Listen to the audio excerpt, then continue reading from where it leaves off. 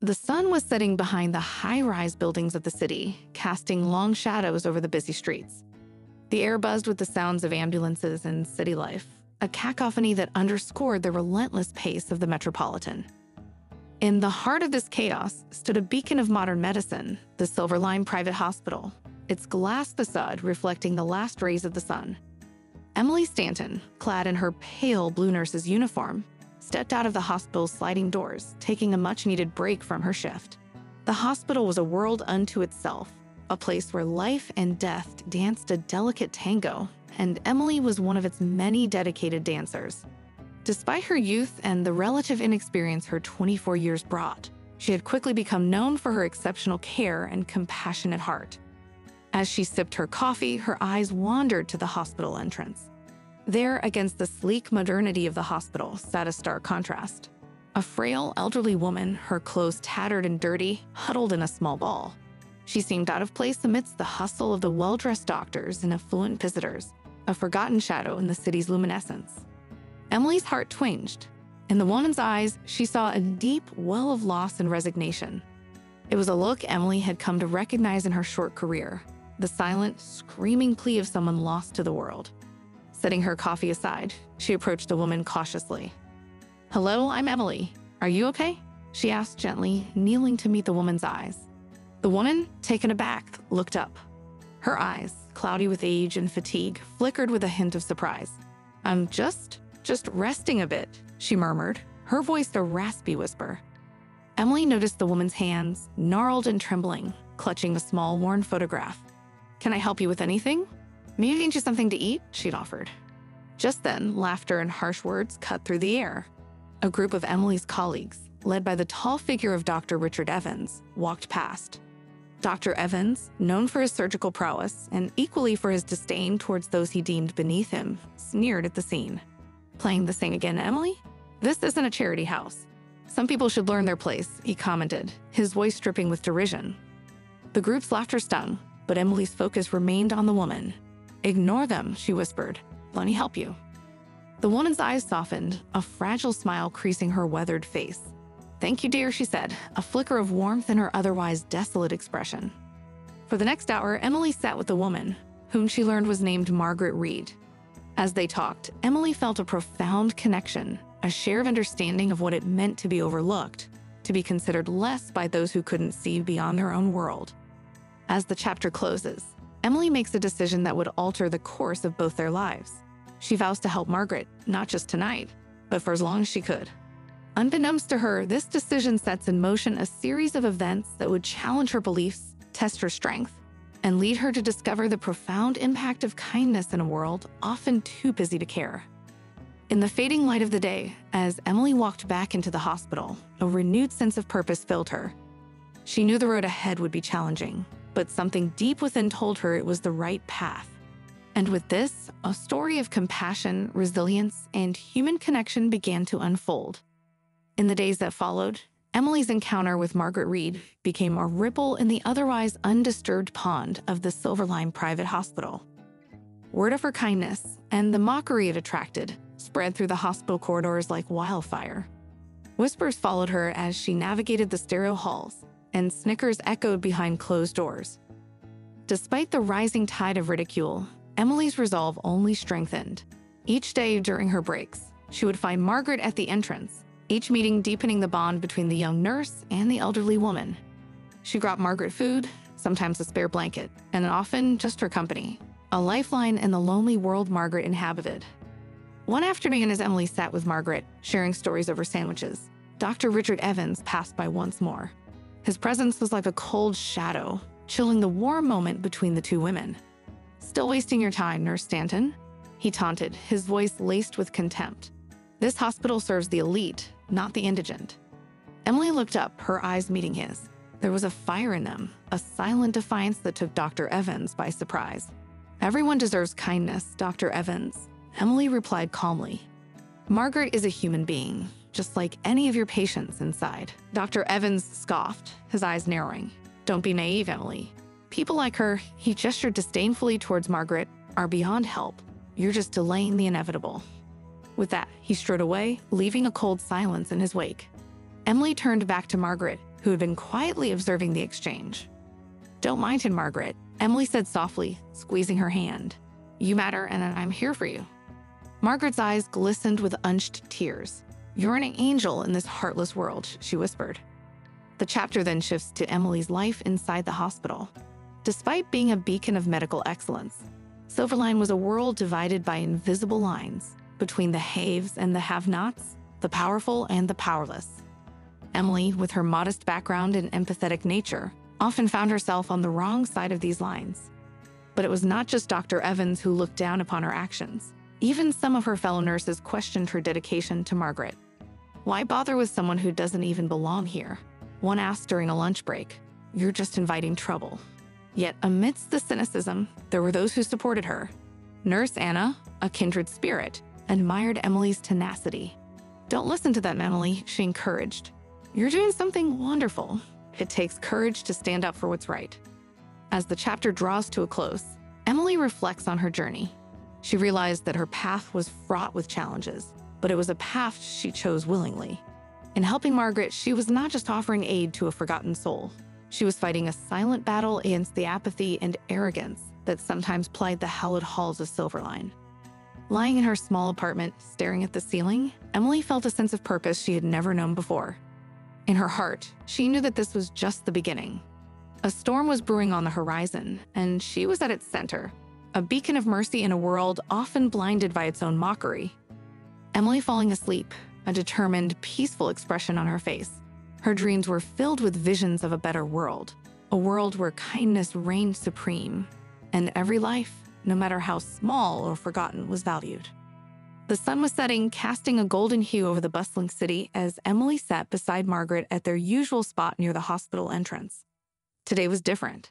There was a quiet intention in Emily's demeanor. She had brought along an old, battered photo album, a bridge to Margaret's past. As they flipped through the pages, Margaret's life unfolded like a story long forgotten. The photos, faded by time, spoke of happier days. A young, vibrant woman with sparkling eyes, a loving husband beside her, and a little boy with a mischievous grin. "That's John, my son," Margaret said, her voice quivering as she pointed to the boy in the photographs.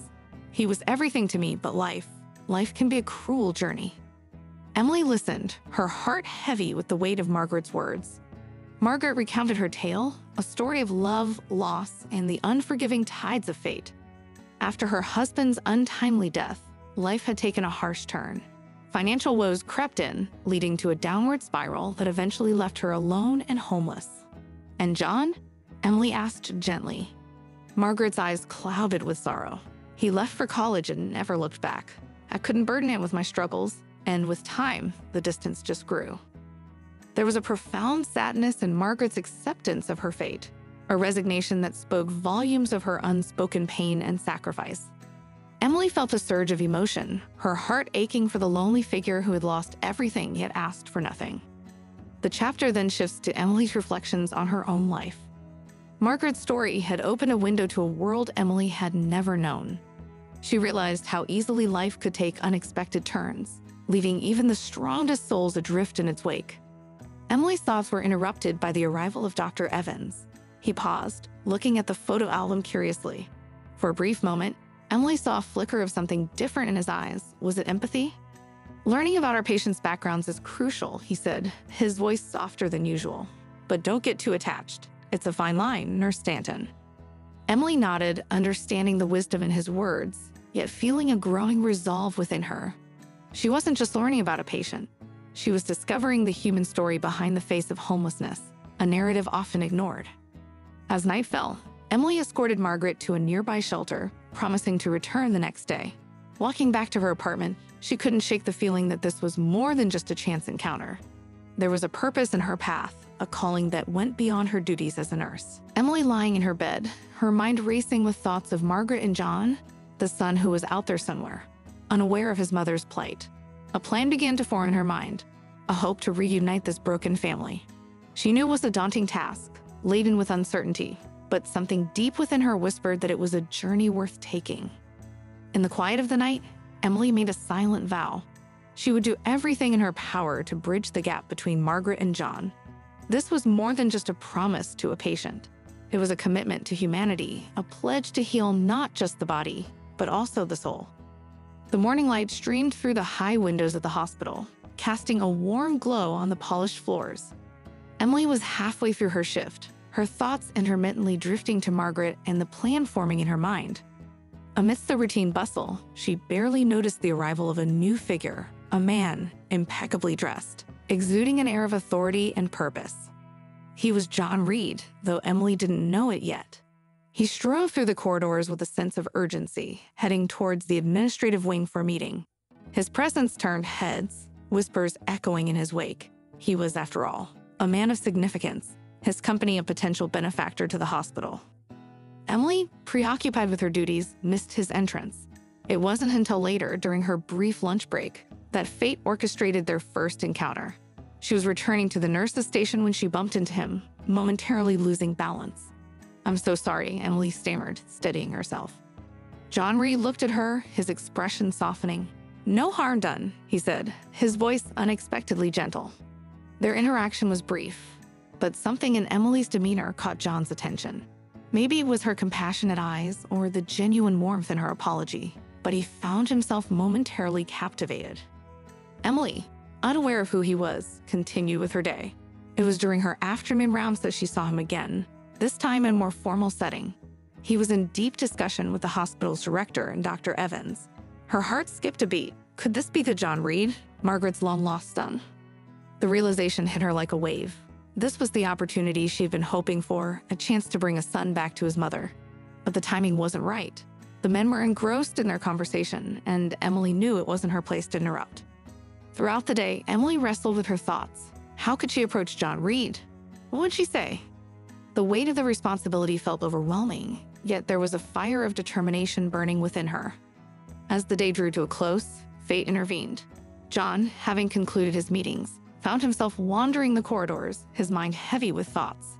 He came across Emily, who was assisting an elderly patient. He paused, watching her. There was a kindness in her actions, a sincerity that resonated with him. "Excuse me," John said, approaching her after she had settled the patient. "I couldn't help but notice your dedication. It's refreshing to see such compassion in a hospital." Emily, taken aback, thanked him. Gathering her courage, she spoke. "Mr. Reed, there's something important I need to tell you. It's about someone you know, someone who needs you." John's expression shifted from curiosity to intrigue. "Who might that be?" he asked, his interest piqued. Emily took a deep breath. This was the moment of truth. "It's about your mother, Margaret Reed."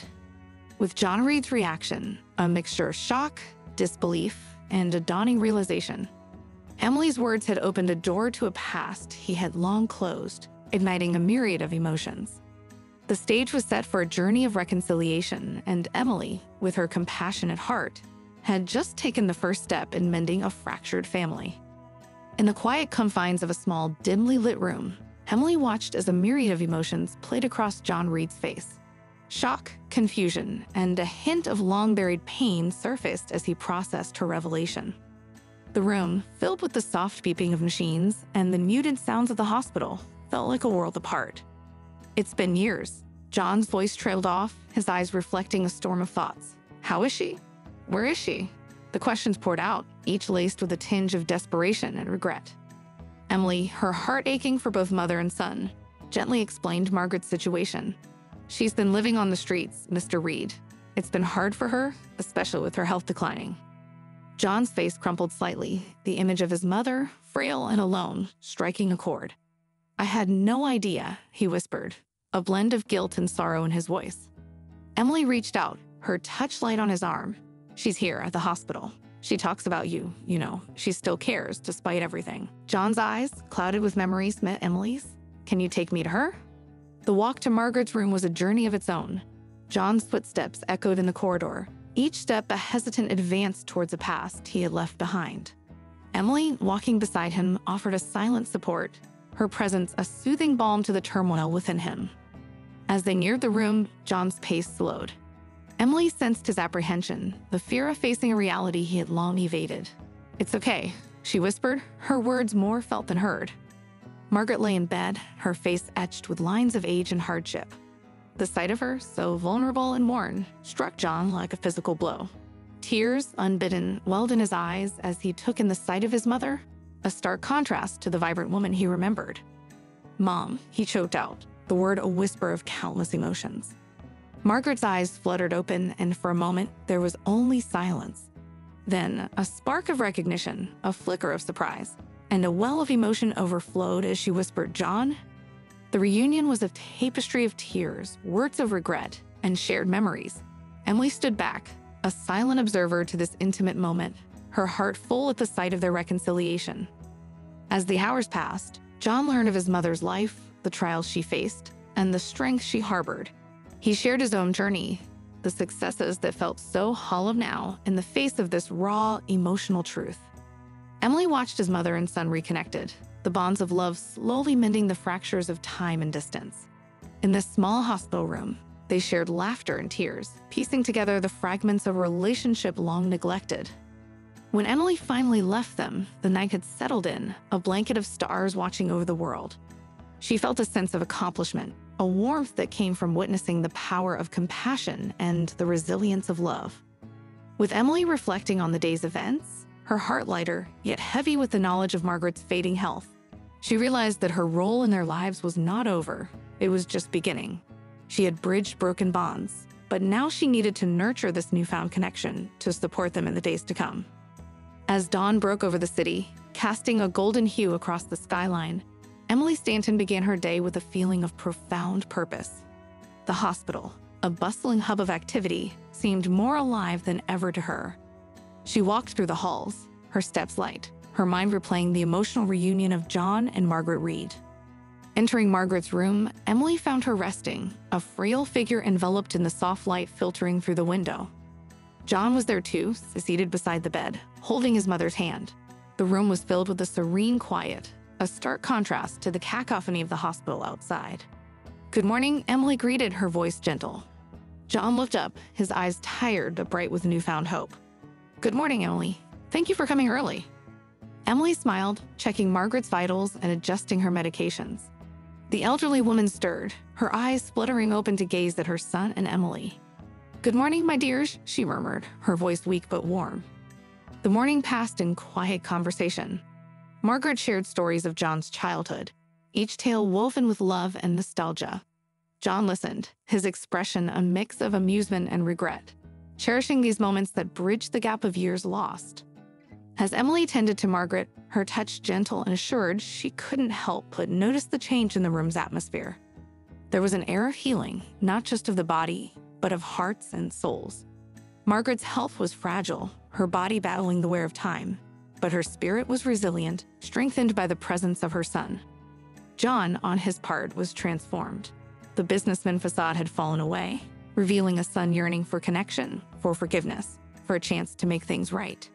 He hung on every word his mother said, each memory a precious gem to be treasured. In the quiet moments when Margaret rested, John and Emily talked. He expressed his gratitude to her, not just for her medical care, but for her compassion for seeing the human behind the patient. "You've changed our lives, Emily," John said earnestly. "You saw my mother when everyone else saw a problem. You brought us together. How can I ever thank you?" Emily shook her head modestly. "I just did what anyone should have done. I saw someone in need. But not everyone would have acted on it. You did," John insisted. As the day waned, Dr. Richard Evans entered the room. His usual confident stride was tempered, his expression one of reflection. He observed Margaret, then turned to Emily. "I've been thinking about what you said the other day, about seeing patients as people, not just cases. You were right," he admitted, a rare concession from the renowned surgeon. Emily nodded, acknowledging his words. It was a small victory, but a significant one. Dr. Evans's change of heart was a sign of the impact she had made, not just on the Reeds, but on the hospital culture. Emily leaving the room as evening settled in. She felt a sense of fulfillment, a recognition that her actions, born of compassion, had set in motion a healing far deeper than medicine alone could provide. She had touched lives, altered destinies, and in doing so, found a greater purpose in her own life. As she walked through the now quiet corridors, she realized that the healing touch she offered was not just her skill as a nurse, but the empathy and love she brought to each human connection. The evening sun dipped below the horizon, painting the sky in shades of orange and purple as Dr. Richard Evans sat in his office, his gaze lost in the distance.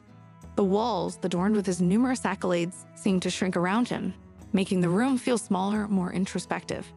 He was a man in contemplation, his usual air of confidence replaced by a pensive quietude. For years, Richard had navigated the corridors of the hospital with an unshakable belief in his methods and decisions. He was a surgeon of great renown, his hands known for performing miracles in the operating room. Yet now, in the silence of his office, those same hands seemed ordinary, fallible. He thought of Emily Stanton, the young nurse who had challenged his perspectives, not through confrontation, but through the sheer power of her empathy and compassion. He remembered the first time he saw her with Margaret Reed, how he had dismissed her actions as naive. But as days passed, and he witnessed the profound impact of her care, his own beliefs began to waver. Richard leaned back in his chair, closing his eyes, allowing himself to revisit the moments he had witnessed between Emily, Margaret, and John Reed. There was something in Emily's approach, a kind of medicine that couldn't be measured in doses or surgical precision. It was a medicine of the heart. He recalled the conversations he had overheard, the laughter and tears shared in Margaret's room. For the first time in his long career, Richard felt a pang of envy, not for a surgical technique or a professional achievement, but for the connection Emily had forged with her patients. Opening his eyes, Richard glanced at a framed photograph on his desk. It was an old picture of him with his parents, both of whom had passed away years ago. He remembered his mother's final days in a hospital, not unlike the one he worked in. Back then, he was just a young intern full of ambition and drive. He wondered, had his mother received the same kind of care that Emily provided Margaret? Did she feel seen, heard, loved? The realization hit him like a wave. In his pursuit of medical excellence, had he overlooked the very essence of healing, the human touch? The night deepened as Richard sat there, lost in thought. The awards on his wall no longer seemed to shine as brightly. They felt impersonal, distant. What truly mattered, he now understood, was the impact one had on the lives of others, the kind of impact that didn't come with plaques or commendations. Tomorrow, he decided, would be different. He would walk into the hospital not just as a surgeon, but as a healer in a more holistic sense. He would listen more, not just to symptoms and ailments, but to the stories and experiences of his patients. As Richard switched off the lights and left his office, the corridors of the hospital were quiet, almost reflective. He felt a change within him, a shift in his approach to medicine and life. Emily's compassion, Margaret's resilience, and John's transformation had been lessons more impactful than any seminar or medical journal. Richard walking out of the hospital, under the starlit sky, a man changed not by a grand epiphany, but by the subtle yet powerful realizations brought about by witnessing true compassion in action. He was ready to embark on a new journey, one that would intertwine the precision of his surgical skills with the warmth of his newfound perspective. The morning light filtered through the windows of the hospital's new wing, named Margaret's Haven. It stood as a testament to the legacy of kindness marked by a nurse, a homeless woman, and a son reunited. Today was its inauguration, and the hospital buzzed with a renewed sense of purpose and hope. Emily Stanton stood among the crowd, her heart swelling with a mix of emotions. The wing was more than just a building. It was a symbol of what compassion could achieve. She thought of Margaret Reed, whose journey had inspired this change. In her memory, the Haven would provide care for those who had been forgotten by society, those like Margaret herself. John Reed, now a regular figure in the hospital, stood beside Emily. The transformation in him was remarkable. Gone was the hard exterior of a business mogul, replaced by a softer, more approachable man. His mother's story had reshaped his world, guiding him to use his resources and influence for a greater good. Dr. Richard Evans was there too, his demeanor noticeably different. The once arrogant surgeon had become a mentor to young doctors, teaching them the importance of empathy in medicine. He often quoted Emily's example, telling his proteges, "Skills save lives, but compassion heals souls." As the ceremony began, John took to the podium. His speech was heartfelt, recounting the journey from his mother's struggle to the realization of Margaret's Haven. He spoke of Emily's unwavering compassion and how it had not only brought him back to his mother, but had also opened his eyes to the needs of the less fortunate. Emily felt a lump in her throat as John unveiled a plaque in honor of her. It read, "In recognition of Emily Stanton, whose heart taught us the true meaning of healing." Tears welled up in her eyes, not of sadness, but of fulfillment. She had never sought recognition, yet here she was, acknowledged as the catalyst for a movement that had changed the face of healthcare in the city. After the ceremony, the attendees toured Margaret's Haven. The facility was equipped with state-of-the-art medical technology, yet it was the warmth and welcoming environment that stood out. Pictures of Margaret Reed adorned the walls, her smiling face a constant reminder of the woman who had unknowingly sparked a revolution of kindness. As the day came to a close, Emily walked through the newly inaugurated wing, her thoughts drifting to the countless lives that would be touched within these walls. She realized that kindness, often underestimated, had the power to ignite change and heal wounds deeper than the physical. Emily looking out of a window in Margaret's Haven, watching the sunset. She reflects on the journey that had brought her here, feeling a profound connection to every person who would be helped in this place.